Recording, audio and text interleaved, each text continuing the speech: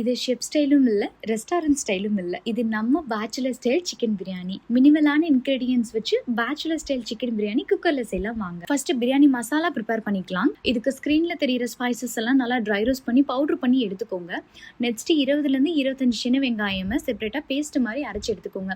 அதே மாதிரி 6 தக்காளி பிளஸ் 3 பச்சை மிளகாய் எல்லாம் அரைச்சு மைய எடுத்து வச்சுக்கோங்க. இப்போ குக்கர்ல 3 கரண்டி கல்லெண்ணெய் ஆட் பண்ணிட்டு 8 பெரிய வெங்காயம், 2 ஸ்பூன் இஞ்சி பூண்டு பேஸ்ட், கூடவே அரைச்சு வச்சிருக்க வெங்காயம் விழுதையும் ஆட் பண்ணிட்டு கல்லுப்பு லைட்டா போட்டு ராஸ்மெல் போற வரைக்கும் நல்லா வணக்கிக்கோங்க. நெக்ஸ்ட் அரைச்சு வச்சிருக்க தக்காளி விழுது பிளஸ் 1 டீஸ்பூன் மஞ்சத்தூள், 1 டேபிள் ஸ்பூன் வரமிளகாத்தூள் போட்டு கூடவே புதினா அண்ட் மல்லி எல்லாம் ஆட் பண்ணி நல்லா மிக்ஸ் பண்ணிக்கோங்க. எண்ணெய் பிரிஞ்சு வந்ததும் நம்ம அரைச்சு வச்சிருக்க பிரியாணி மசாலா பவுடர் ஆட் பண்ணி கூடவே 2 கிலோ சிக்கனையும் போட்டு மசாலா கூட நல்லா மிக்ஸ் பண்ணி 10 நிமிஷத்துக்கு க்ளோஸ் பண்ணி குக் பண்ணுங்க. சிக்கன்ல இருந்து வாட்டர் ரிலீஸ் ஆகி ரஃபா ஒரு 50 to 60% குக் ஆகும். இப்போ தண்ணி ஆட் பண்ற டைம் இங்க நான் 2 கிலோ சீரக சம்பா அரிசியை மெஷர் பண்ணா 5 பெரிய டம்ளர் வருது எனக்கு. சோ குக்கர் பிரியாணிக்கு ரைஸ் டு வாட்டர் ரேஷியோ 1:1.5 எப்பவுமே ஃபாலோ பண்ணுங்க. 1 டம்ளர் அரிசிக்கு 1.5 டம்ளர் தண்ணிங்கிற பட்சத்துல 5 டம்ளர் அரிசிக்கு நான் 7 டம்ளர் தண்ணி ஆட் பண்ணிருக்கேன். நெக்ஸ்ட் ஹாஃப் லெமன் பிழிஞ்சிட்டு ஊற வச்சிருக்க சீரக சம்பா அரிசி ஆட் பண்ணி 2 டேபிள் ஸ்பூன் நெய் ஆட் பண்ணி ஜென்டலா மிக்ஸ் பண்ணிட்டு குக்கரை க்ளோஸ் பண்ணி